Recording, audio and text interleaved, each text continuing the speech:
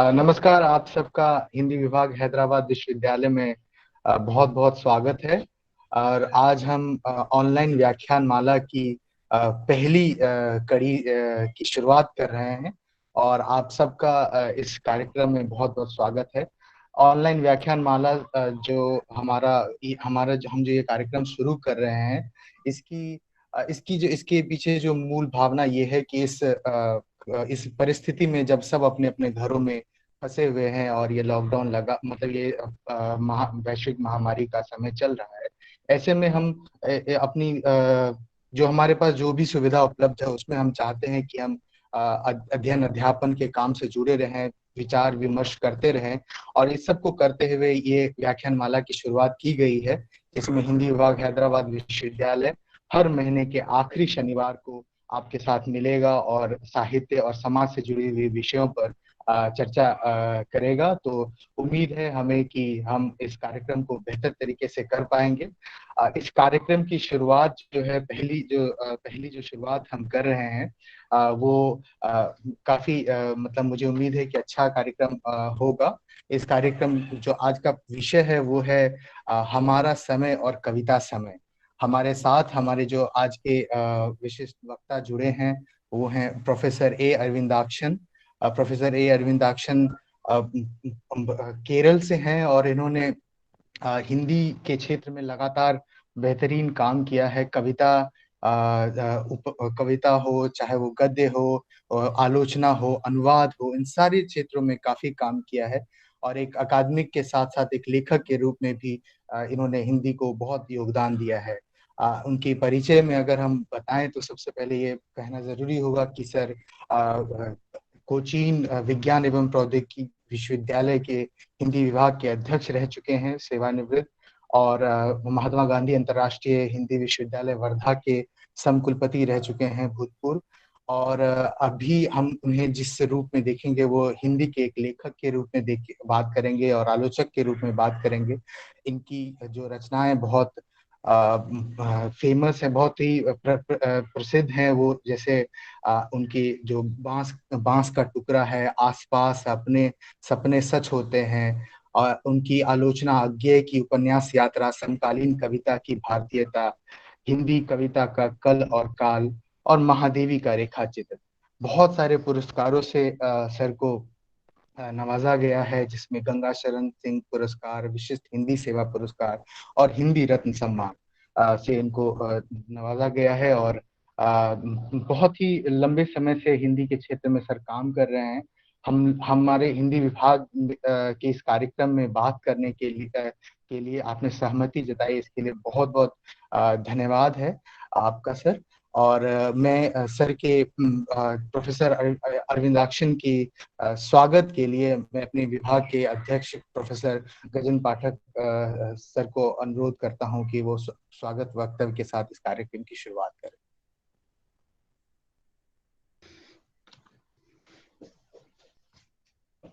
इस कार्यक्रम में उपस्थित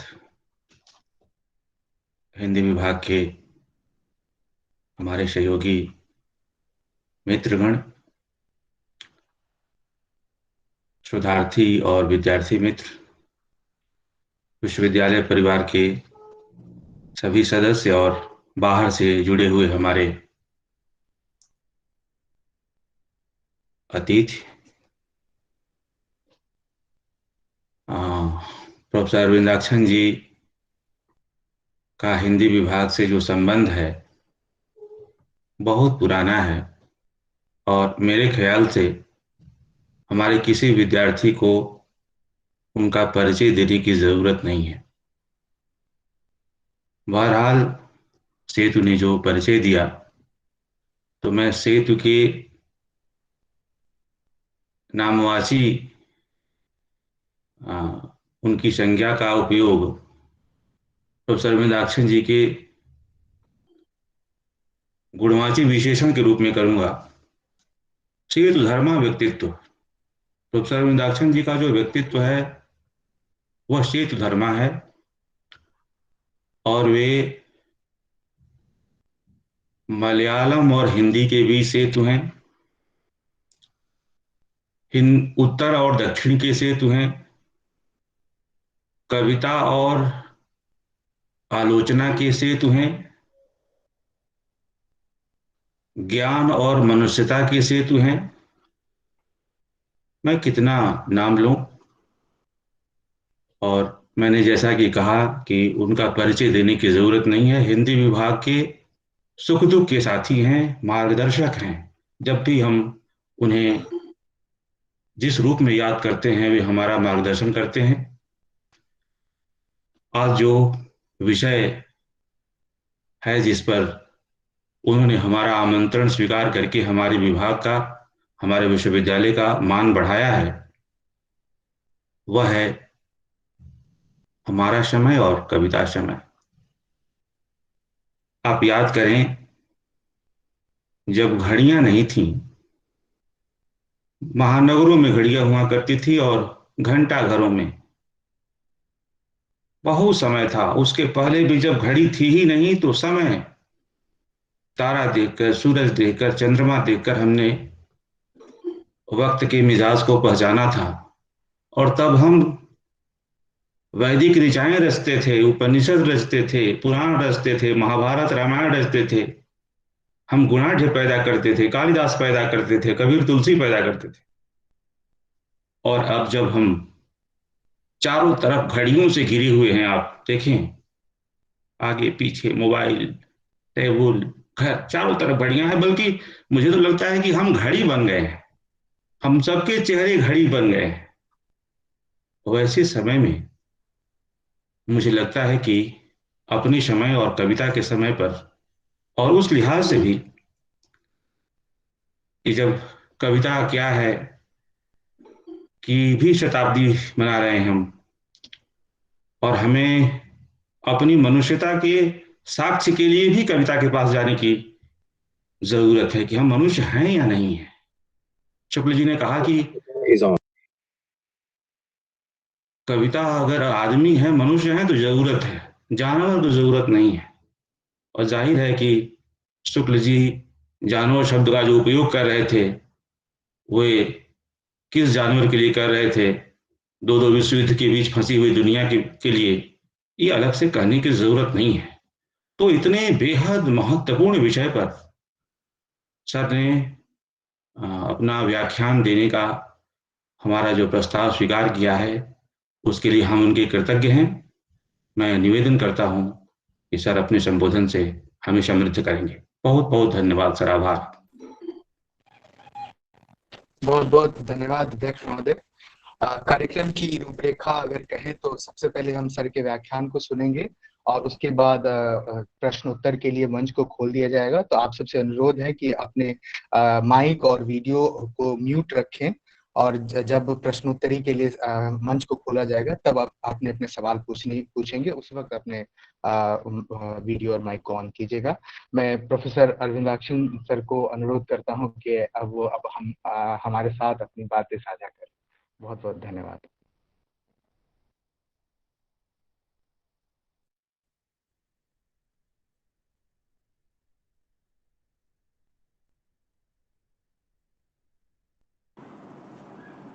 नमस्कार, आवाज आ रही है? हाँ सर, आ रही है। जी सर, आ रही है।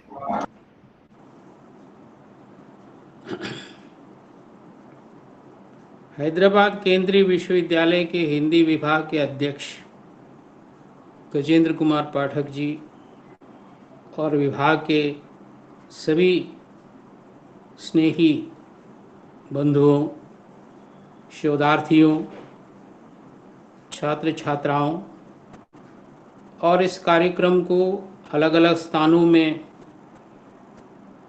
बैठकर देखने सुनने वाले मेरे प्रिय मित्रों, सबको मेरा प्रणाम। हैदराबाद विश्वविद्यालय का जो हिंदी विभाग है, उसके साथ मेरा, जैसे गजेंद्र जी ने बताया, उसके साथ मेरा वर्षों का रिश्ता रहा है कई प्रकार से। और जब उन लोगों ने ये प्रस्ताव मेरे सामने रखा तो मैंने इसीलिए स्वीकार किया था क्योंकि स्नेही लोगों के प्रति अपनी एक प्रतिबद्धता होती है। तो ये हर महीने के आखिरी शनिवार को ये लोग एक एक व्याख्यान माला के अंतर्गत एक एक व्याख्यान रखेंगे। तो मेरा सौभाग्य ये है कि शायद ये मेरा पहला व्याख्यान है। आगे चलकर आने वाले महीनों में हम अलग अलग लोगों को सुन पाएंगे, उसमें मैं भी शामिल हो जाऊंगा। आज के मेरे व्याख्यान का विषय जैसे सूचित किया गया है, हमारा समय और कविता समय। सबसे पहले मैं हमारे समय की कुछ ऐसी बातों की ओर आपका ध्यान आकृष्ट करना चाहूँगा। किस तरह से हमारा समय, किस रूप में हमारा समय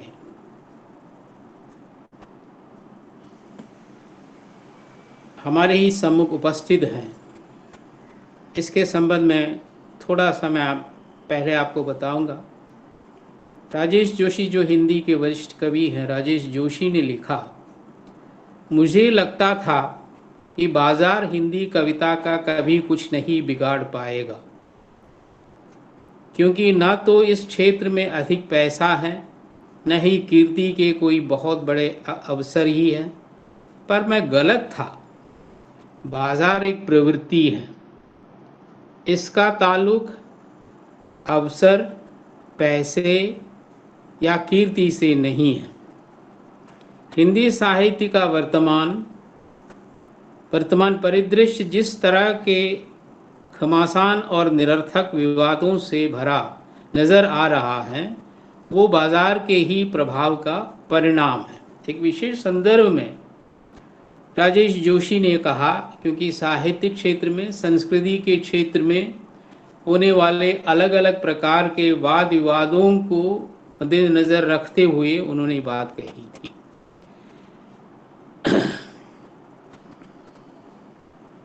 लेकिन ये तो तय है कि जैसे कि हमारे यहाँ, हमारे समय में कुछ भी सीधा साधा नहीं है। कोई भी बात उतनी सरल नहीं है। सरल कही जाने वाली बातों के नेपथ्य में भी ऐसी बहुत सारी बातें हैं जिनको परिभाषित करना आसान नहीं है। राजेश जोशी की बातों में, उनका जो कथन है उसमें दो तीन बातें मुख्य हैं। हमारे समय को अगंभीर मानने की साजिश भरी एक दृष्टि, क्योंकि बहुत कोलाहल और बहुत शोर शराबा, साहित्य का लक्ष्य क्या है, संस्कृति का लक्ष्य क्या है, इस पर नहीं, बल्कि उससे कहीं दूर ये घमासान शोर शराबा चल रहा है। तो इसीलिए मुझे लगता है कि इसमें जो मुख्य बातें हैं, समय को अगंभीर, जैसे समय को गंभीर होना चाहिए। साहित्य में, संस्कृति में हम समय को ही नहीं बल्कि सब कुछ को हम गंभीर मानने के आदी हैं।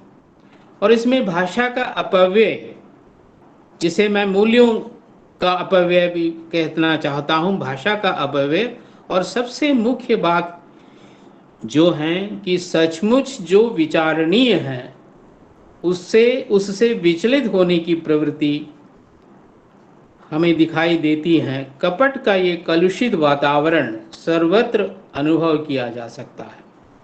आज हमारे समय में ये जो कलुषित वातावरण है सर्वत्र अनुभव किया जा सकता है। मैं ये भी कहना चाहूँगा आगे, हमारा समय अधिकार का समय है।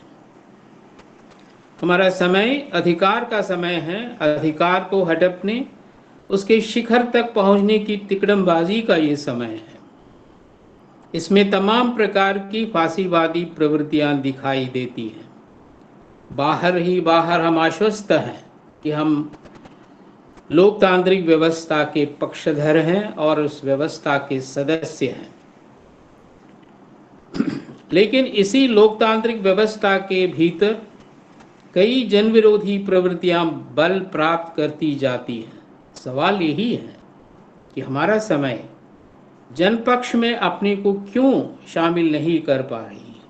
जो व्यवस्था बाह्यतः जनतांत्रिक है, लोक हित का ढिंडोरा पीटती है और अपनी गहरताओं में यदि जन विरोधी ताकतों को पालती हैं तो उससे हम फांसीवादी तंत्र ही कह पाएंगे। यहाँ दलगत राजनीति की बात मुख्य नहीं है, ये समय की समग्र मानसिकता की बात है। हमारी इसी मानसिकता में नासूर की तरह अधिकार का व्यापना अनुभव किया जा सकता है, यही मुख्य है। मैं कुछ उदाहरण आपके लिए दे देता हूँ। कई हमारे मुख्य जो क्षेत्र हैं, जैसे शिक्षा है, संस्कृति है, या जैसे मीडिया है या प्रौद्योगिकी है, इस तरह हमारे जो मुख्य जो जितने भी क्षेत्र हैं उनके संबंध में मैं थोड़ा सा विचार करना चाहूँगा। हमारे समय के अधिकतर क्षेत्र, चाहे वो शिक्षा का हो, मीडिया का हो, प्रौद्योगिकी का हो, हमारे समय के अधिकतर क्षेत्र अधिकार की निरंकुशता के अधीन चरमरा रहे हैं। शिक्षा का क्षेत्र जो है उसको ही ले, शिक्षा का प्रसार आज कम नहीं है, लेकिन शिक्षा का वांछित लक्ष्य हम क्यों नहीं प्राप्त कर पा रहे हैं? क्योंकि इस क्षेत्र में शिक्षा से अधिक अधिकार की रणनीतियां सक्रिय हैं। और दूसरा जो क्षेत्र है, संस्कृति की महत्ता पर हम बड़ी बड़ी बातें करते हैं। परंपरा और संस्कृति की प्रशंसा ही सर्वत्र हो रही है। यदि हम अपने आसपास घटित होने वाली घटनाओं की छानबीन करें, विशेषकर जाति केंद्रित, धर्म केंद्रित या दलगत राजनीति केंद्रित घटनाओं की छानबीन करें, तो पता चलेगा हम कितनी घिनौनी वृत्तियों से वलयित हैं। इसके लिए उदाहरण देने की ज़रूरत नहीं है, क्योंकि काफ़ी लंबा हो जाएगा और आप सब इन बातों से वाकिफ़ हैं अच्छी तरह। तीसरी जो बात है वो मीडिया से संबंधित है। ये मानी हुई बात है कि मीडिया लोकतंत्र को ताकत और दिशा प्रदान करती है। मीडिया का इतिहास इसका गवाह है। लेकिन पिछले 3-4 दशकों से मीडिया ने, उसके विभिन्न प्रकारों ने अपने को इतना बदल दिया है कि वो अधिकार के केंद्र स्थान में आ गई है, कि अधिकार केंद्रिता को ही सूचित कर रहा है। मीडिया जैसे गति नहीं प्रदान कर रही है, बल्कि मीडिया स्वयं जो है कि अधिकार के केंद्र में आ चुकी है। राजनीति को देख ले, राजनीति में यदि सर्वव्यापी विघटन दिखाई दे रहा है तो उसका प्रमुख कारण क्या है? उसने समाज सेवा को, मनुष्य के प्रति प्रतिबद्धता को अपने से अलग किया। राजनीति में आजकल वो नहीं है, राजनीति में सिर्फ अधिकार को हड़पना ही है। इसीलिए समाज सेवा कहीं भी नाम मात्र के लिए भी नहीं है। मनुष्य के प्रति जो प्रतिबद्धता है वो उनके लिए किस्से कहानी है। इसलिए राजनीति दरअसल अधिकार नीति में बदल गई है। ये आज की ही बात नहीं है, बल्कि राजनीति जहां जहां अधिकार के केंद्र में आती है तो आपको चाहिए कि कौटिल्य का अर्थशास्त्र भी एक बार उलट पलट कर देखें। उसमें भी इसके संबंध में कई प्रकार के जिक्र आए हुए हैं। समाज के विकास के लिए प्रौद्योगिकी की जरूरत है। अगला क्षेत्र है प्रौद्योगिकी। समाज के विकास के लिए प्रौद्योगिकी की जरूरत है, लेकिन प्रौद्योगिकी भी अंततः अधिकार के अधीन में कार्य कर रही है।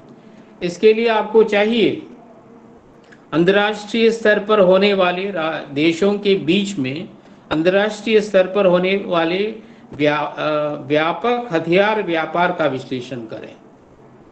कितने कितने अरबों खरबों रुपए जो हैं कि हथियार व्यापार के लिए प्रत्येक देश उपयोग कर रहा है। ये देखना चाहे अंतर्राष्ट्रीय संबंधों में निहित इस अधिकार के व्यापन का गहन अध्ययन अनिवार्य है। विस्तार में जाने का समय नहीं है। और एक और मुख्य बात जो है, हमारे समय की सबसे बड़ी समस्या समाज का समग्र रूप से धन केंद्रित होते जाना है। हमारे समय की सबसे बड़ी समस्या है कि समाज का समग्र रूप से धन केंद्रित होते जाना है। धन केंद्र में आ गया है, फोकस में आ गया है। उसने हमारी चित्त दशा को बदल दिया, हमारे मूल्यों को बदल दिया, सबसे अधिक मनुष्य को अमानवीय बना दिया। एक कृत्रिम व कपट वातावरण उसने सृजित किया है, क्योंकि जब पैसा केंद्र में है, धन केंद्र में है, तो ये सब कुछ संभव है। समय का धन केंद्रित होते जाना हमारी सबसे बड़ी त्रासदी है। समय का ये प्रदूषित परिदृश्य किन्हीं समाजों तक सीमित नहीं है, फला देश में या फला जगह तक ये सीमित नहीं है, सर्वत्र ये प्रदूषण विद्यमान है। इस कारण से ही हम अपने समय को जटिल और अपरिभाषीय कहते हैं। इसका तंत्र भी अलग है और इसका मंत्र भी अलग है, और केंद्र में सिर्फ धन है। ये एक परिदृश्य है कि हमारे समय, जैसे कि मैंने जो कहा, ज़्यादातर हमारे समय में विद्यमान बहुत सारी अमानवीय प्रवृत्तियों की तरफ ही मैंने इशारा किया है। इस परिदृश्य के संदर्भ में ही हमें कविता को देखना चाहिए। मैंने व्याख्यान का विषय रखा हमारा समय, ये हमारा समय जिसके संबंध में मैंने अभी कुछ कहा, और कविता समय। कविता का अपना एक अलग समय है। कविता समय अपने में सृजित समय है, बाहर के कोलाहलों से वो मुक्त नहीं है, ये भी आपको जानना है। बाहर के प्रदूषण से भी वो मुक्त नहीं है, ये भी हमें मालूम करना है। प्रत्येक कविता का एक सृजित समय है, क्रिएटेड टाइम है। प्रत्येक कविता का एक सृजित समय है। कविता का ये सृजित समय हमारे दृश्य समाज के समय के समानांतर नहीं चलता है। अभी मैंने कई उदाहरण दिए, चाहे वो प्रौद्योगिकी हो या धन केंद्रिता हो या मीडिया की बात हो, राजनीति के विखंडन की बात हो, या संस्कृति की कलुषता हो, या शिक्षा के प्रचार प्रसार में जो कपट दिखाई देता है। ये सारी चीज़ें जो हैं हमारे दृश्य समाज की बातें हैं। तो दृश्य समाज के समय के समानांतर कविता का समय चलता नहीं है। अक्सर मैंने अनुभव किया है, लंबे समय से कविता के पाठक होने के नाते, लंबे समय से कविता के आस्वादक होने के नाते मैंने अनुभव किया है कि कविता दृश्य समाज के समय के समानांतर नहीं चलता, बल्कि उसे प्रतिरोधित करता है। एक उदाहरण से मैं इसे स्पष्ट करना चाहूँगा। मुक्तिबोध की जो लंबी कविता सबसे चर्चित और बहुत सारे लोगों ने उस पर लिखा कविता है अंधेरे में। शिष्य कविता को ही ले, उक्त कविता का कवि द्वारा सृजित एक समय है। आप पूरे कविता परिदृश्य को जरा याद करके देखें, स्मरण करके देखें। उक्त कविता का कवि द्वारा सृजित एक समय है। उस सृजित समय में एक साथ भूतकालीन अंधेरी परतों, वर्तमान की नृशंसताओं एवं भविष्य की अनिवार्य सूचनाओं का सन्निवेश है। अर्थात तीनों काल के तीनों पक्ष उसमें समाहित हैं। हमें प्रतीत होता है कि यहाँ सृजित समय की गति सीधी नहीं है एकदम। वैसे भी मुक्तिबोध की कविताएं और उनकी कविताओं की संरचना काफ़ी गडमड है, तो उस समय सृजित समय की गति सीधी नहीं है, वो एक रैखिक नहीं है, लीनियर नहीं है। ये ज़रूरी नहीं है कि सभी कविताओं में काल के तीनों आयाम प्रक्षेपित हो। जब मैं मुक्तिबोध की इस कविता को उदाहरण के रूप में बता रहा हूँ, तो आपको ये आशय नहीं निकालना चाहिए कि सभी कविताओं में इस तरह जैसे कि हमारे समय के तीनों पक्ष आ जाते हैं। लेकिन ये ज़रूर है, इतना ज़रूर है कि कविता का एक सृजित समय हमारे वास्तविक समय से, कविता का एक सृजित समय हमारे वास्तविक समय से मुठभेड़ करता है। ये भिडंत अनिवार्य है। एक सरलतम और एक दूसरी कविता एकदम, जैसे कि मुक्तिबोध की कविता से कोसों दूर उपस्थित एक कविता, जो कि हमारी राष्ट्रीय धारा में आने वाली कविता है। एक ज़माने में रामनरेश त्रिपाठी से लेकर मैथिली शरण गुप्त से लेकर इधर जैसे माखनलाल चतुर्वेदी, सोहनलाल द्विवेदी और सुमन जैसे कवियों के माध्यम से जो राष्ट्रीय काव्य धारा विकसित हुई, उनमें से एक कवि का नाम मैं लेना चाहता हूँ, कर्मवीर पत्रिका के संपादक माखनलाल चतुर्वेदी। उनकी एक छोटी सी कविता है जो काफ़ी चर्चित भी रही है उस जमाने में। कविता का शीर्षक है पुष्प की अभिलाषा। शायद आपके जहन में ये कविता आ रही हो, पुष्प की अभिलाषा। ये माखनलाल चतुर्वेदी की कविता है। पुष्प की अभिलाषा ये नहीं है। पुष्प की अभिलाषा क्या है? पुष्प की अभिलाषा ये नहीं है कि उसे सुंदरी बालाओं के बालों में सजावट के रूप में देखें या ईश्वर के चरणों में चढ़ा लिया जाए। पुष्प ये कहता है कि ये दोनों मुझे चाहिए। पुष्प की अभिलाषा है देश के लिए जीवन अर्पित करने वाले मर मिटने वालों के पद पर बिखेर दिया जाए। तो वस्तुतः ये इस तरह की कविता है। इस एक बिंदु पर ये सरल कविता अपने समय की गति से टकराती है। अक्सर फूल जो हैं, पुष्प जो हैं, सजावट के लिए, ईश्वर के अर्चन के लिए उपयोग में लाया जाता है, लेकिन यहाँ पुष्प अपनी अभिलाषा इस तरह से व्यक्त कर रही हैं कि वो देश के लिए मर में, क्योंकि वो समय स्वतंत्रता संग्राम का पुरजोर दौर था और उस समय एक पुष्प अपने ढंग से इस तरह बता रहा है कि वो देश के लिए मर मिटने वाले सैनिकों के पथ पर बिखेर दिया जाए। इस एक बिंदु पर ये सरल कविता अपने समय की गति से टकराती है। सुंदरता और अभौमता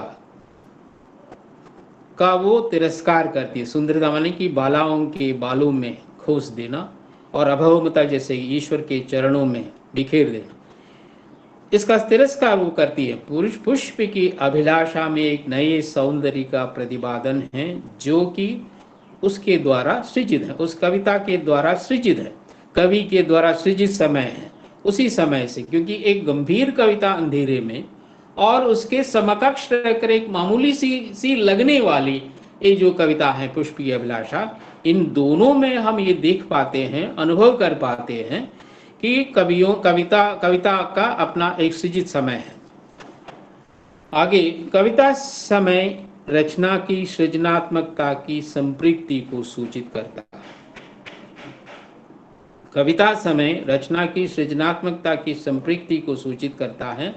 वस्तुतः यही आस्वादन के अवसर पर हमें अभिभूत करता है। हमारे समय की वास्तविकता के विपरीत ध्रुवांत पर कविता समय, हमारे समय, मैंने आप पहले भी ये कहा कि ये समानांतर ढंग से कविता समय आगे बढ़ता नहीं है। हमारे समय के विपरीत ध्रुवांत पर कविता समय खड़ा रहता है। हमारे समय की वास्तविकता के विपरीत ध्रुवांत पर कविता समय अपने नानाविध सूचनाओं के साथ उपस्थित रहता है। आरंभ में सूचित किया जा चुका है, हमारा समय किन किन कारणों से प्रदूषित है। ऐसे में कविता समय की प्रासंगिकता क्या है, यही विचारणीय है। बस यही हमारा विषय भी है। कुछ प्रमुख कवियों की रचनाओं के माध्यम से इस पर विचार करना सही होगा। कुछ उदाहरण मैं आपके सम्मुख रखूंगा। सबसे पहले मैं केदारनाथ सिंह 2019 में उनका देहांत हो गया। हिंदी के वरिष्ठतम कवि, उनकी विशेषता से आप परिचित हैं।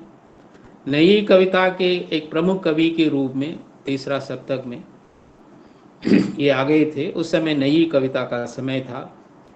लेकिन केदारनाथ सिंह की विशेषता ये है कि समकालीन कविता की चर्चा 1980 से जब होने लगी, 1980 में उनका एक संकलन आया। वो नई कविता की रचनाशीलता के समीप नहीं, बल्कि समकालीन कविता की रचनाशीलता के समीप उनकी बहुत सारी कविताएं हमें मिली। और आगे चलकर समकालीन कविता को निर्धारित करने में, समकालीन कविता को परिभाषित करने में वरिष्ठतम कवि के रूप में उनकी कविताओं ने हमारी काफ़ी मदद की है।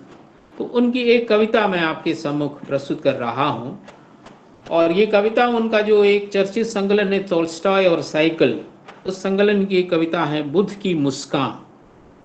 बुद्ध की मुस्कान अणुबम विस्फोट के संदर्भ में केदारनाथ सिंह द्वारा रचित कविता है बुद्ध की मुस्कान। एक वयोवृद्ध कवि और केदारनाथ सिंह के बीच के संवाद के रूप में कविता प्रस्तुत हुई है। कविता में स्वयं केदारनाथ सिंह है और एक वयोवृद्ध अनाम वयोवृद्ध कवि भी है। और वयोवृद्ध कवि जो है कि काफी संघर्ष झेल रहा है। बम विस्फोट जैसे अत्यंत हानिकारक गतिविधि के लिए अधिकार के केंद्र स्थान द्वारा प्रयुक्त बम विस्फोट जैसे अत्यंत हानिकारक, मनुष्यता के लिए हानिकारक गतिविधि के लिए अधिकार के केंद्र स्थान द्वारा प्रयुक्त कूढ़ भाषा में बुद्ध की मुस्कान कहा गया है। अधिकार ने कूढ़ भाषा सृजित की और उस कूढ़ भाषा में बम विस्फोट को बुद्ध की मुस्कान के रूप में उन लोगों ने रखा। इसलिए बुजुर्ग कवि पूछता है, सुनो मेरी समस्या ये है, सुनो मेरी समस्या ये है कि वो कौन सा नियम है भाषा का, कि वो कौन सा नियम है भाषा का जिससे पोखरण में होने वाला बम विस्फोट कुछ साल पहले राजस्थान के पोखरण में बम विस्फोट किया गया था प्रयोग के तौर पर, उसका जिक्र किया गया है इस कविता में। वो कौन सा नियम है भाषा का जिससे पोखरण में होने वाला बम विस्फोट चुपके से बन गया था बुद्ध की मुस्कान। आगे उस कवि का कहना है, ध्वंस है, ये भाषा का सरासर ध्वंस है। यहाँ बहुत सशक्त ढंग से केदारनाथ सिंह ने अपने सृजित समय के इस परिदृश्य में ये पंक्ति लिखी है, ये ध्वंस है, ये भाषा का सरासर ध्वंस है। सिर्फ उल्लेख यहाँ भाषा के ध्वंस का है, लेकिन वस्तुतः इस कविता के कविता समय में ये भाषा का ध्वंस ही नहीं है, बल्कि ये मानवीयता का ध्वंस है, ये मूल्यों का ध्वंस है, ये हमारी संस्कृति का ध्वंस है। इस संवादात्मक कविता में केदारनाथ सिंह द्वारा सृजित समय हमें बता रहा है कि भाषा के ध्वंस के माध्यम से किस प्रकार अधिकार कूढ़ भाषा का निर्माण करता है। एक नृशंस कृत्य को इस तरह कवचित रखना अधिकार की दूरता नहीं तो और क्या है। इस कविता में प्रतीकात्मक ढंग से बुजुर्ग कवि के घर की दीवार से टकराती एक तितली का वर्णन भी है। वो एक छटपटाहट को सूचित करने वाला दृश्य है। तितली की छटपटाहट और बुजुर्ग कवि का आत्मसंघर्ष अंततः एक कविता समय का सृजन कर रहा है। अधिकार की रंगस्थली के अनेकानेक तथ्यों का अनावरण इस कविता समय से संभव हुआ है। केदारनाथ सिंह की एक और कविता का उल्लेख करना मैं पसंद करूंगा। कविता का शीर्षक है खून। ये उनके आखिरी संकलनों में से एक आखिरी संकलन है, मतदान केंद्र में छपकी शीर्षक से एक संकलन है जो शायद नहीं है, उनके मरणोपरांत ये संकलन प्रकाशित हुआ। मतदान केंद्र में छपकी, उसकी एक छोटी सी कविता है खून, जिसमें खून की लंबी यात्रा का वर्णन है। अनेक देहों से होकर, अनेक लोगों के शरीर से होकर खून बहता जा रहा। अनेक देहों में उनके छोटे छोटे जीव कोशों से खून की यात्रा अनवरत रूप से चल रही है। कविता की अंतिम पंक्तियां कविता में एक सार्थक समय सृजित कर रहा है। पृथ्वी के सारे खून एक हैं, एक ही यात्रा में, एक ही पृथ्वी भर लंबी देह में दौड़ रहे हैं वे। नहीं, विश्राम उन्हें नहीं चाहिए।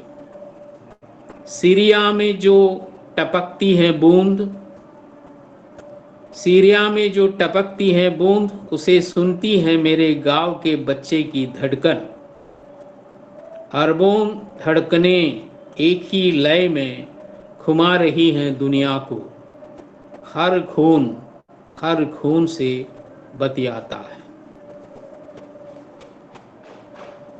एक वैश्विक संदर्भ को एकदम अपने लोक से जोड़ने का काम केदारनाथ सिंह ने किया है। मेरे गांव के बच्चे की धड़कन क्या सुन रही है,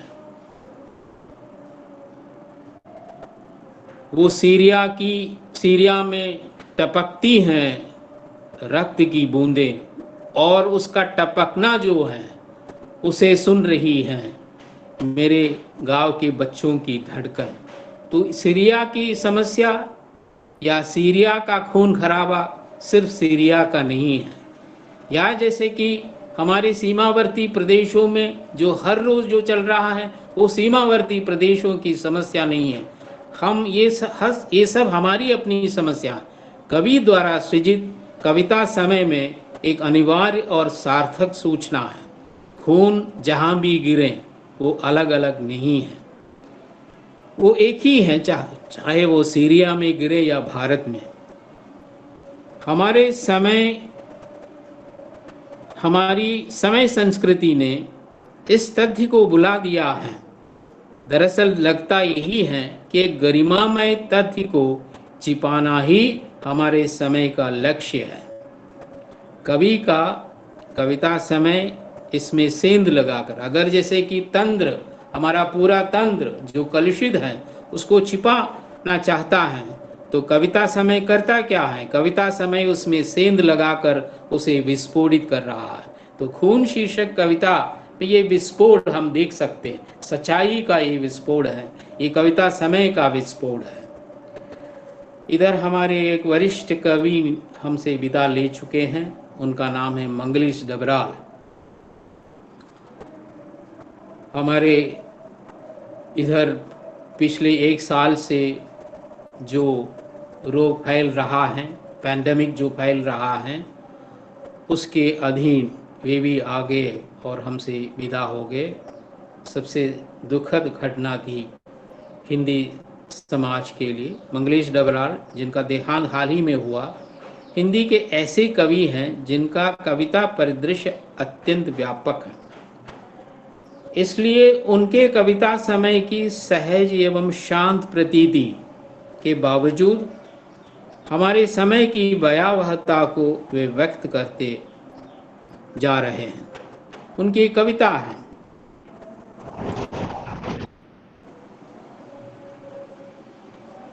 हम जो देखते हैं संकलन से। संभवतः इसी संकलन पर उन्हें साहित्य अकादमी पुरस्कार मिला था।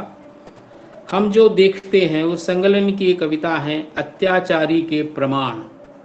अत्याचारी के प्रमाण शीर्षक से मंगलेश डबराल की एक कविता है, जिसमें अत्याचारी संस्कृति के निरंतर विकसित होते जाने वाली दृश्य परिणतियों को कविता समय के लिए स्वीकार किया गया। मंगलेश डबराल ने उन समय की कविता समय की परिणतियों को कविता के लिए स्वीकार किया है। कविता के वाचन के अवसर पर हमारे समय और कविता समय के बीच विभाजक रेखा खींचना मुश्किल है। एक हमारा समय है और दूसरा है कविता द्वारा सृजित अपना क्रिएटेड टाइम भी है।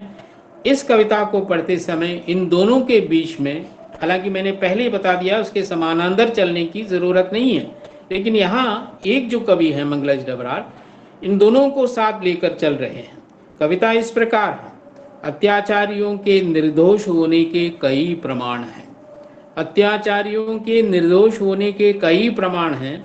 उनके नाखून या दांत लंबे नहीं हैं, आंखें लाल नहीं रहती, बल्कि वो मुस्कुराता रहता है, अक्सर अपने घर आमंत्रित करता है और हमारी ओर अपना कोमल हाथ बढ़ाता है।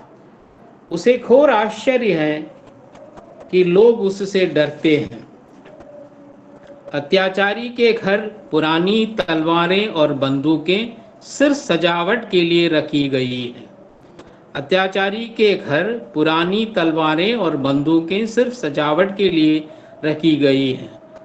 उसका तहखाना एक प्यारी सी जगह है, जहां श्रेष्ठ कलाकृतियों के आसपास तैरते उम्दा संगीत के बीच जो सुरक्षा महसूस होती है वो बाहर नहीं है।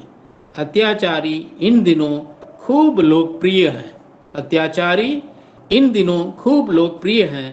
कई मरे हुए लोग भी उसके घर आते जाते हैं। एक कविता का मैंने सबसे पहले उद्धृत किया, वो अंधेरे में है। तो अंधेरे में भी तहखाना है और तहखाने में चल रही तमाम गतिविधियां हैं और ये गतिविधियां हमें इतनी भयावह प्राप्त, तो ये यहाँ इन सब को तिरस्कृत करके अत्याचारी को एक गुणी व्यक्ति के रूप में प्रस्तुत करने के पीछे मंगलेश डबराल का एक कविता समय है और उस पर हमारा ध्यान ज्यादा जाता है। और इसी कविता के विस्तार के रूप में मंगलेश की नए युग में शत्रु शीर्षक से, उस नाम से एक संकलन भी है, नए युग में शत्रु शीर्षक कविता को देख सकते हैं। अत्याचारी के प्रमाण जो है ना, कि उस कविता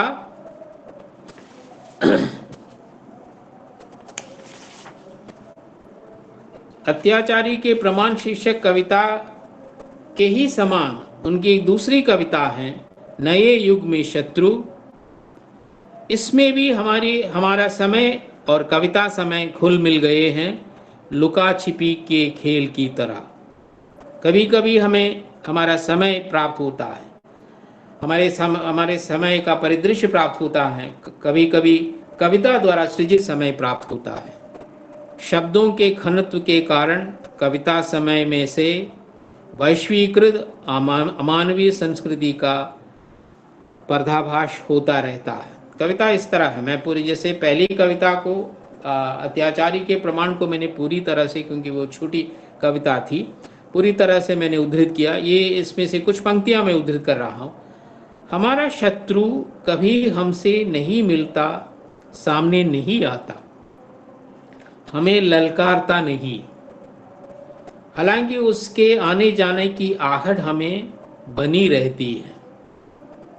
कभी कभी उसका संदेश आता है कि अब कहीं शत्रु नहीं है, हम सब एक दूसरे के मित्र हैं।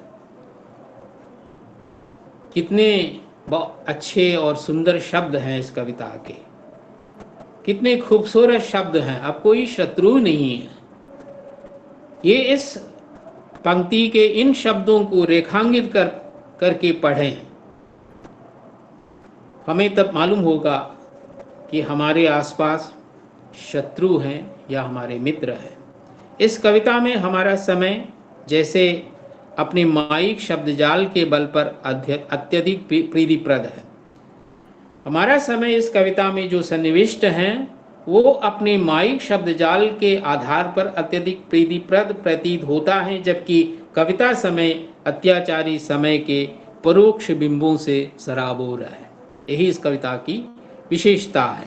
हम सब एक दूसरे के मित्र हैं, ये कोई हमारा वाक्य नहीं हो सकता। आज के कलुषित वातावरण में ये इस वाक्य का कोई महत्व नहीं है, बल्कि एक दूसरे पर छपटने के लिए, एक दूसरे पर वार करने के लिए, चाहे वो धर्म के, नस्ल के, जाति के, धन के नाम पर, एक तरह की साम्राज्यवादी ताकत से अभिभूत एक संस्कृति जब विकसित हो रही हो, तब ये कहना कितना हास्यास्पद है कि हम सब एक दूसरे के मित्र हैं। प्रगतिशील कहे जाने वाले देश अंततः साम्राज्यवादी घोषित हो रहे हैं, साम्राज्यवादी प्रवृत्तियों से वो जकड़े हुए हैं। ऐसे देशों को देखते हुए, ऐसी ताकतों को देखते हुए, अंतर्राष्ट्रीय स्तर पर होने वाले, व्यापक पैमाने पर होने वाले हथियार व्यवहार के तंत्र को देखते हुए हम ये नहीं कह पा रहे हैं हम सब एक दूसरे के मित्र हैं।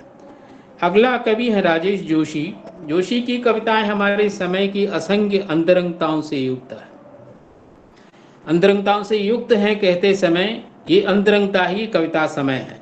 प्रत्येक वाचन के अवसर पर उनका कविता समय एक नया अर्थ स्तर लेकर अवतरित होता है। उनकी एक छोटी सी उतनी छोटी नहीं है लेकिन फिर भी छोटी है, देख चिड़िया शीर्षक कविता का समय हमारे गंभीर समय से ओतप्रोत है। ये बाजारवाद से संबंधित है, वैश्वीकरण से संबंधित है, हथियारों से संबंधित है और पूरी मानवीयता को तहस नहस करने के लिए कटिबद्ध समय से संबंधित कविता है। लेकिन जैसे कि बच्चों के लिए लिखी गई एक कविता के रूप में इसकी संरचना है। एक चिड़िया को केंद्र में रखकर और चिड़िया को कवि नसीहत दे रहे हैं, चिड़िया देखो तुम्हें सतर्क होना चाहिए। कविता इस प्रकार है, देख चिड़िया आजू बाजू देख, ऊपर नीचे देख, बाजार से आते उस हाथ को देख जो पिंजरा लाता है, देख उस हाथ को गौर से जो चावल के उजले दाने के नीचे जाल बिछाता है। देख चिड़िया उस हाथ को देख जो दिखते दिखते अचानक सलाखों में बदल जाता है। इन सब से निपटने के लिए काफी नहीं है, इन सब से निपटने के लिए काफी नहीं है पंख होना या सीख लेना उड़ना। राजेश जोशी की इस कविता में चिड़िया, पिंजरा, चावल, उजला दाना, जाल, सलाखें, पंख और उड़ना आदि उनके कविता समय के लिए रचित सामान्य शब्द हैं। लेकिन ये सामान्य शब्द दूसरे तीसरे वाचन के अवसर पर गंभीर और तनाव भरे शब्दों में तब्दील हो जाते हैं। वैश्वीकृत बाजारवाद का पूरा तंत्र हमारे सामने अवतरित होता है, यही इस कविता की विशेषता है। लेकिन एक नसीहत के रूप में, एक मामूली चिड़िया को दिए गए उपदेश के रूप में कविता की संरचना है। एक अन्य प्रमुख कवि जो आप सब परिचित हैं, अरुण कमल। अरुण कमल की कविताएं अक्सर हाशीकृत समाज को शब्द प्रदान करती हैं। उनमें उस हाशीकृत समाज के प्रति एक विशेष प्रकार का अपनत्व है, आत्मीयता है। उनकी कविताओं में कविता समय केंद्र में है, जिसके माध्यम से हमें अपने समय को विश्लेषित करना पड़ता है। अक्सर उनकी कविता में कविता समय मुख्य है और उसके बहाने हमें हमारे समय की तरफ बढ़ना पड़ता है। निर्बल के गीत कविता की कुछ पंक्तियां इस प्रकार हैं। निर्बल के गीत कविता है, हर रात डर लगता है, कोई भारी पत्थर मुझे दबाने लगता है, सांस फंसती है, दूर लगता है कहीं नगाड़ा बज रहा है, किसी को वे ले जा रहे हैं बलि के लिए, इतना सन्नाटा है, चारों तरफ इतनी धुंध, कभी भी कोई खबर आ सकती है। कविता समय में पूरी भयावहता है और इस भयावहता के माध्यम से ही हम अपने समय की ओर बढ़ते हैं। जीवन की अनिश्चय स्थिति, भयावहता, संदेहग्रस्तता, खतरे की सूचनाएं आदि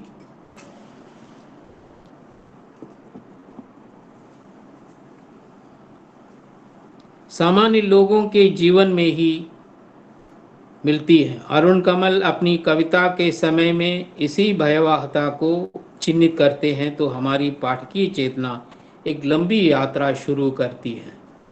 कब से ये भयावहता की संस्कृति शुरू हुई, कब से अनिश्चय की स्थिति हमारे बीचों बीच आ गई, इसकी खोज के लिए हमारी चेतना, पाठकीय चेतना लंबी यात्रा शुरू करती है। अगर लंबी यात्रा शुरू करते हैं तो हम देख पाएंगे कविता में, कविता समय में चिन्हित भयावहता का एक लंबा इतिहास है। ये लंबा इतिहास भयावहता का ही इतिहास नहीं है, हमारे मामूली लोगों की भयावहता है जिसको वे मजबूरन झेल रहे हैं।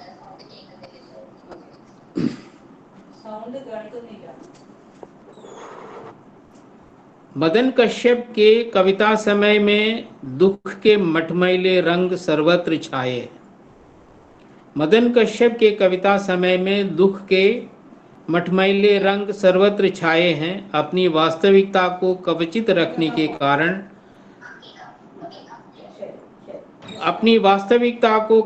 रखने के कारण, हमारा समय हमें खुलता दिखाई नहीं दे रहा है। पर उस बंद समय में से मदन कश्यप अपना कविता समय रचता है जिसमें अवसाद और दुख लबालब भरा है।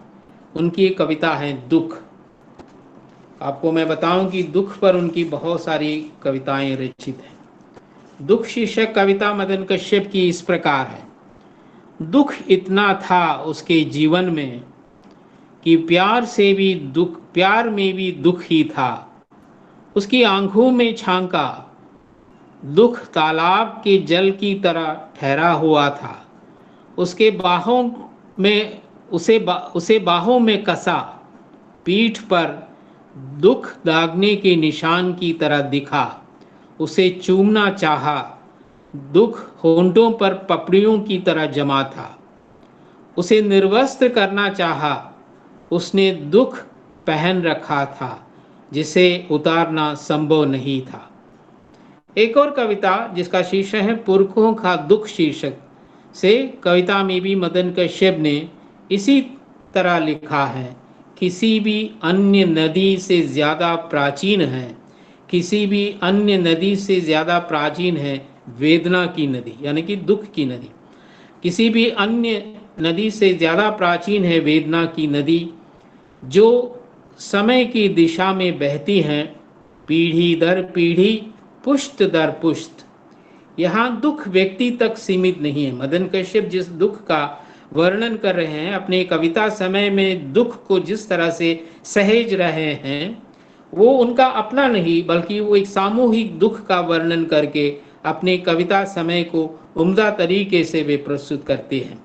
इसके बावजूद उन्होंने लिखा, दुख ही दुख को देखने के बावजूद उन्होंने ये भी लिखा, जंग जो सिर्फ जीतने के लिए नहीं लड़ी जाती, जंग जो सिर्फ जीतने के लिए नहीं लड़ी जाती है।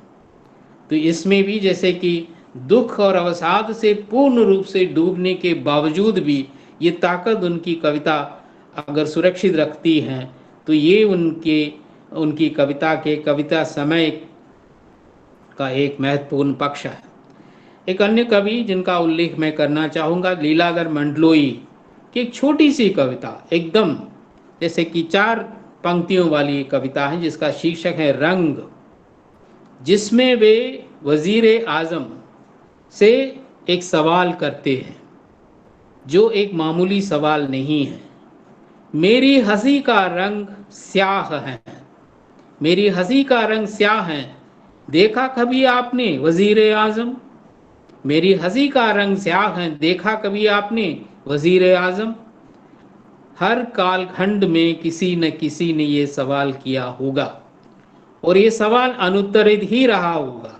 उसका अनुत्तरित होना ही उसकी नीति है। अधिकार से किया गया ये सवाल इतना गंभीर है कि कविता समय में इतिहास पूरी तरह से गूंज उठता है। इस कविता समय को इतिहास के किसी भी अध्याय में हम दर्ज कर पाएंगे। प्राचीन काल से लेकर हमारे आज के समय में भी ये सवाल कोई ना कोई प्रत्यक्षतः या परोक्षतः पूछता है, क्योंकि इस कविता समय में उजली हंसी का जिक्र नहीं बल्कि स्याह युक्त हंसी का रंग है, यानी कि दुख का गाढ़ा रंग है। प्रत्येक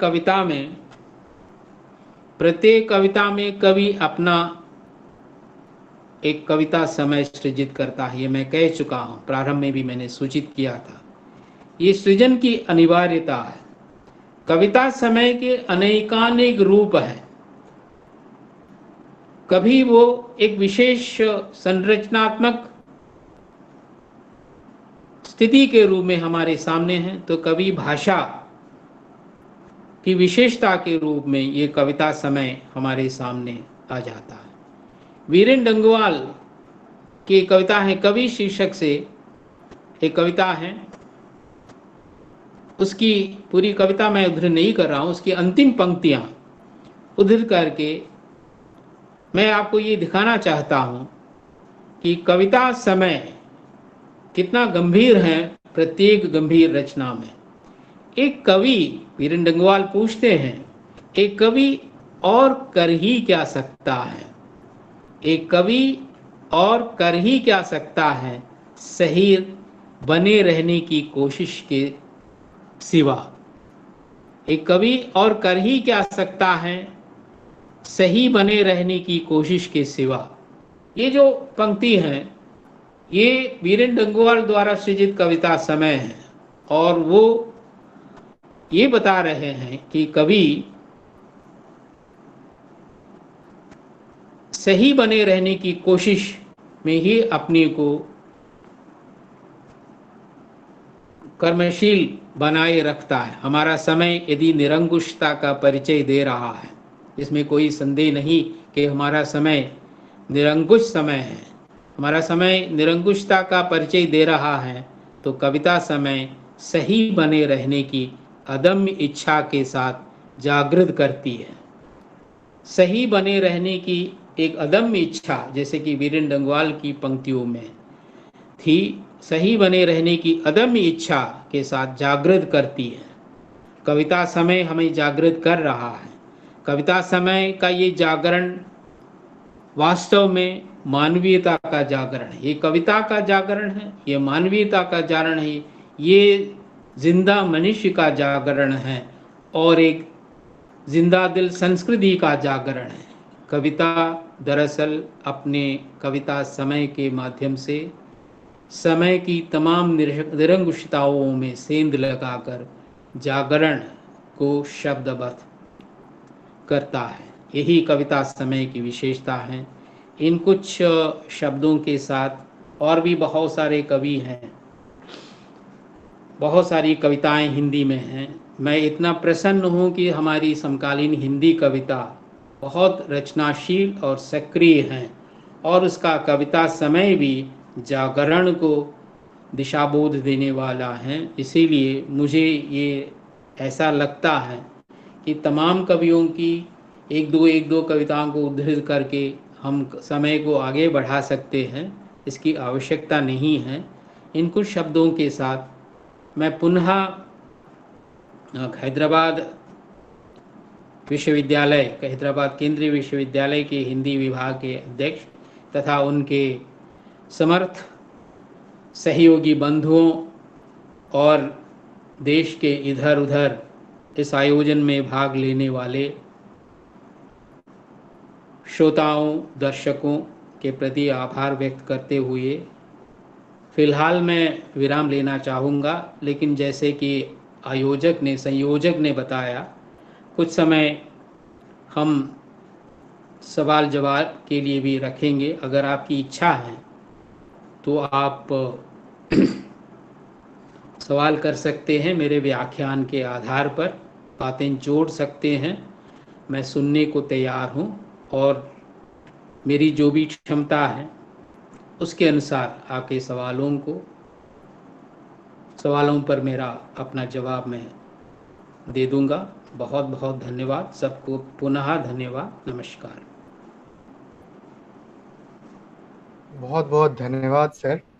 आपका व्याख्यान मतलब एक समय तो ऐसा लगा कि मन मन बहुत डर सा गया। और इस समय, हमारे समय और इस हमारे समय का जो यथार्थ है, हमारे समय की जो समस्याएं हैं, हमारे समय का जो एक एक क्रूरता है हमारे समय में, उसको आपने तमाम हिंदी के तमाम कवियों के माध्यम से जो हमारे सामने रखा, तो मन काफी विचलित सा हुआ। लेकिन अंत में आपने जो एक उम्मीद की भी बात कही, उससे थोड़ा शांत हुआ हूँ।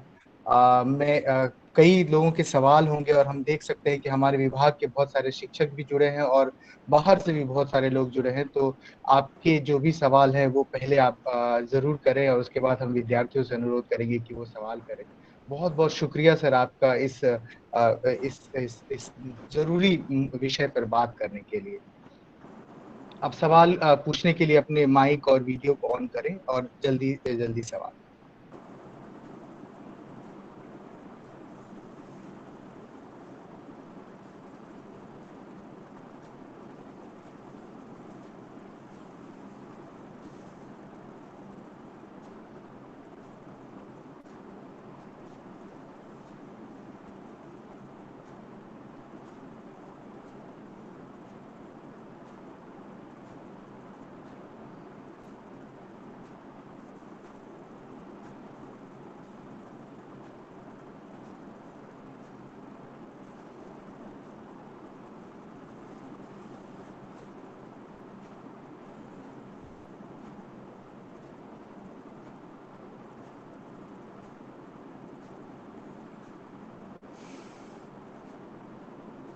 मैं विद्यार्थियों से और शोधार्थियों से अनुरोध करता हूं कि वो अपने सवाल सर के सामने रखें।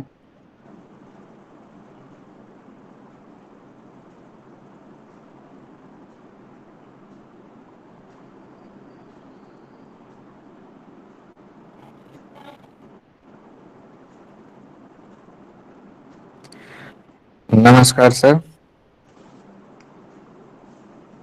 सर, मैं यह जानना चाहूँगा कि जो आज का चर्चा का विषय है हमारा समय और कविता का समय, सरल शब्दों में इसका क्या अर्थ है? सरल शब्दों में ही मैंने इसके अर्थ को समझाने का प्रयास किया था, फिर भी आपने जी दोबारा सवाल किया है तो मैं थोड़ा उसको ज़्यादा विस्तार में न जाकर संक्षेप में आपको बताना चाहूँगा। जी हमारा एक नियत समय है जिसमें हम जी रहे हैं, और हम जिस समय में जी रहे हैं या हमारे पहले के लोग जिए हैं और हम जी रहे हैं, आगे की पीढ़ी जिएगी, ये हमारा समय है। समय की ये निरंतरता है। और इस समय को मतलब हम जिस समय में जी रहे हैं उसमें जितनी कलुषताएं हैं, उसकी जितनी निरंकुशताएं हैं, उसकी जितनी खिनौनी प्रवृत्तियां हैं और उसकी मनुष्य विरोधी जो वृत्तियां हैं, इन सब के संबंध में अलग अलग क्षेत्रों को उदाहरण के रूप में देकर मैंने आपको बताया था।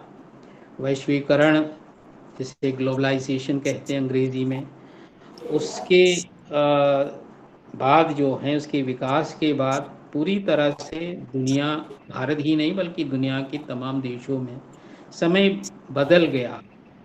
और इस बदले हुए समय में कविता क्या कर सकती है, कविता से क्या उम्मीद हम कर सकते हैं। मैंने ये नहीं कहा कि कविता की ये उम्मीद, प्रत्येक कविता से हम ये उम्मीद कर पाएंगे, बल्कि अलग अलग कविताओं को उदाहरण के स्वरूप प्रस्तुत करके मैंने ये सिद्ध करने का प्रयास किया, उस कवि के पक्ष में ही सही, क्योंकि मैंने जिन कविताओं का चयन किया है वो मेरी पसंदीदा कविता है, मेरे पसंदीदा कवि भी हैं, इसलिए उसके विपक्ष में जाने की कोई गुंजाइश नहीं है। सबसे उम्दा कविताओं को मैंने आपके सम्मुख रखा, और उस कविता के भीतर ही भीतर एक कविता समय है, उस कविता द्वारा सृजित एक समय है, एक टाइम स्लॉट है उसके द्वारा, एक क्रिएटेड टाइम स्लॉट है उसमें। उस क्रिएटेड टाइम स्लॉट के अंतर्गत ही वसुधा कविता रची गई है। कविता की तमाम जो संवेदनात्मक गुंजाइश है वो उस कविता समय के भीतर है। मैंने बात शुरू की थी अंधेरे में नामक कविता से, जो कि मुख्य बहुचर्चित कविता। उसके बाद मैंने आपको एक सरल कविता आपके लिए सामने रखी, वो है माखनलाल चतुर्वेदी की पुष्प की अभिलाषा। उसमें भी एक तत्व हमें प्राप्त होता है, उसमें भी कविता समय का एक तत्व प्राप्त होता है। परंपरा से चली आने वाली सौंदर्य दृष्टि का तिरस्कार करके मनुष्य में जो गुण है, मनुष्य में धरती के प्रति जो प्रेम और प्रतिबद्धता है, उसके लिए मर मिटने वाले हजारों लाखों लोगों के लिए वो पुष्प अपने को न्योछावर करना चाहता है। तो एक सरल कविता में भी कविता समय है, एक गंभीर कविता में भी कविता समय है। उसके आधार पर ही हम कविता का आस्वादन कर सकते हैं। यहाँ सिर्फ आस्वादन नहीं है, हमारा आस्वादन माने हमारा आस्वादन एक तरह से व्यक्तिगत कार्य है। मैं जब एक कविता पढ़ता हूँ, उसका आस्वादन करता हूँ, ये मेरे मुझ में निहित व्यक्ति का कार्य है, लेकिन मैं उसे सिर्फ एक व्यक्तिगत कार्य के रूप में नहीं देख रहा हूँ।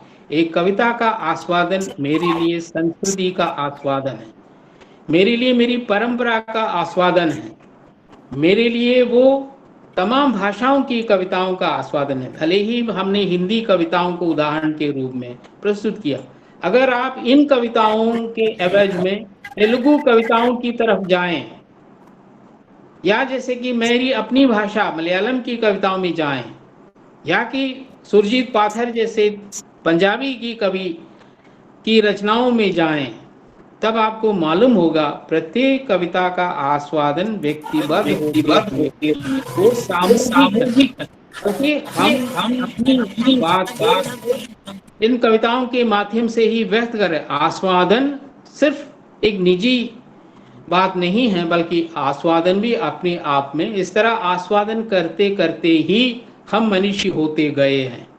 यही मैं आपको बताना चाहता हूं। धन्यवाद। सवाल पूछने के बाद अपने आप को म्यूट कर लें, आवाज डिस्टर्ब हो जाता है। कोई और साथी सवाल पूछना चाहते हैं?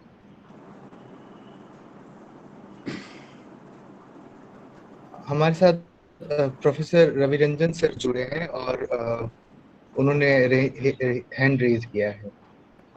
सर सर नमस्कार। नमस्कार नमस्कार रवि रंजन जी, जी कैसे हैं? ठीक हैं? हाँ, बताइए। मैं यात्रा में हूँ। अच्छा तो अच्छा अच्छा अच्छा। जी सर, ये क्रूरता और नागरिक पराभव जैसी जो कविताएं लिखी कुमार अंबुज ने, ये हाँ, मतलब हमारे कुमार समय। अंबुज को, क्योंकि कुमार अंबुज को मैंने छोड़ा नहीं है, छोड़ दिया जी नहीं है, मेरे सबसे प्रिय कवियों में से है। जी लेकिन जी जब मैं ये पॉइंट्स तैयार कर रहा था तो कुमार अंबुज के संकलन मुझे दिखाई नहीं दे रहे, फिर काफी खोजना पड़ा, इसीलिए मैंने उन्हें अलग रखा। बल्कि उनकी जो क्रूरता जैसी कविता हैं, जैसे कि उनकी कविताएं, इसी तरह की बहुत सारी कविताएं सबसे पहले शायद उन्होंने लिखी। जी और उनके जैसे कि उन पर मैं कुछ सामग्री तैयार कर रहा हूँ। और उस समय मैं ज़रूर कुमार अंबुज को, कुमार अंबुज एक सामान्य सरल कवि नहीं है, जी बल्कि जिन उदाहरणों को मैंने प्रस्तुत किया है वो उन्हीं उदाहरणों के साथ रखने, विवेचित करने, आस्वादित करने लायक बहुसंख्यक कविताएं कुमार अंबुज जी ने लिखी हैं। हालांकि जब संकलन नहीं मिले तब मैंने उदाहरण आपके सामने रखा। अन्यथा ये ना समझे कि मैंने कुमार अंबुज को छोड़ दिया है। कुमार अंबुज इसी श्रेणी में, क्योंकि आपको मालूम है कि मैं हिंदी के तमाम कवियों को नहीं ले सकता।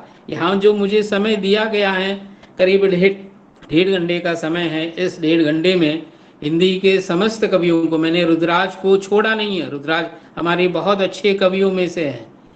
और इस तरह जैसे विनोद कुमार शुक्ल को मैंने छोड़ा नहीं है। महिलाओं में जैसे कि अनामिका हैं, नीता वर्मा हैं, सविता सिंह हैं, इन तमाम जो रचनाकार हैं, इन सब के कम से कम एक कविता को अगर मुझे आपके सम्मुख रखना है, इतना समय चाहिए। उतना समय वैसे नहीं है। इसलिए रविरंजन जी, आपसे मेरा अनुरोध है कि मैंने कुमार अंबुज को छोड़ा नहीं है, बल्कि वे मेरे बहुत ही आत्मीय मित्र, और उनकी कविताएं मेरे लिए बहुत सहज और आत्मीय प्रतीत होती हैं। हालांकि ये तैयार करते समय उनका संकलन ढूंढने पर भी नहीं मिला, इसीलिए मैंने उनको अलग रखा। बस इतना ही समझिएगा। बहुत बहुत धन्यवाद धन्यवाद। रविरंजन जी। धन्यवाद।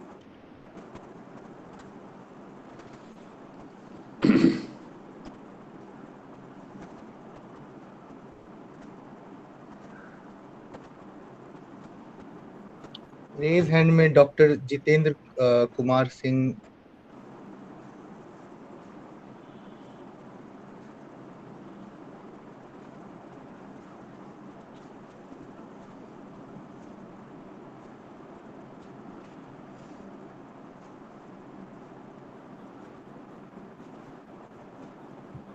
और किसी के कोई सवाल हैं तो आप पूछ लीजिए।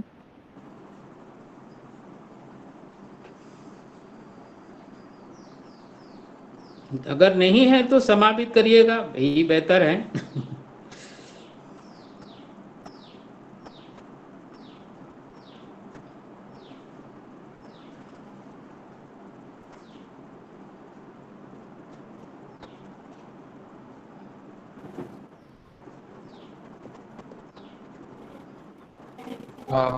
बहुत बहुत धन्यवाद। मैं अभी अपने विभाग के अध्यक्ष प्रोफेसर, अपने आवाज को म्यूट कर लीजिए प्लीज। वीडियो भी म्यूट कर ले राज साहब।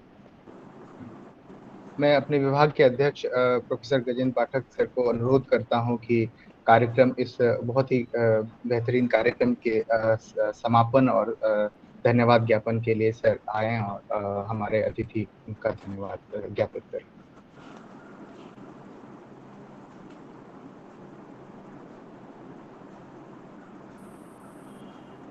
बहुत बहुत धन्यवाद सर। और इतने गंभीर विषय पर आपने इतने सरल शब्दों में बात कही, ये हम सबके लिए पुनः आभार व्यक्त करने का समय है आपके प्रति। इस कार्यक्रम में जितने लोग उपस्थित हुए उन सबके प्रति भी आभार, बहुत बहुत धन्यवाद।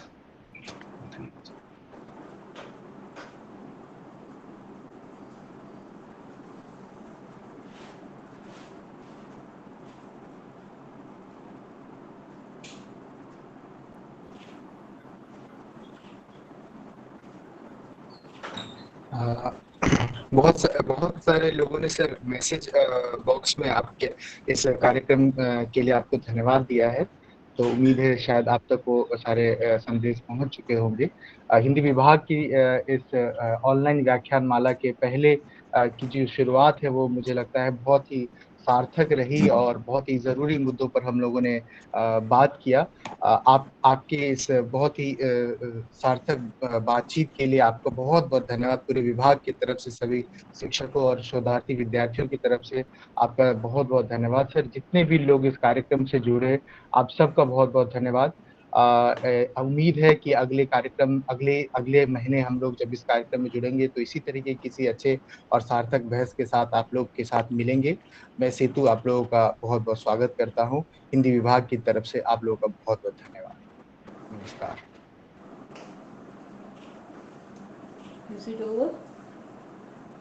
ശബ്ദമൊന്നും കേട്ടിട്ടുണ്ടല്ലോ എന്ന് പറയണത്. അതൊന്നും എനിക്കറിയില്ല. നമ്മുടെ ശബ്ദം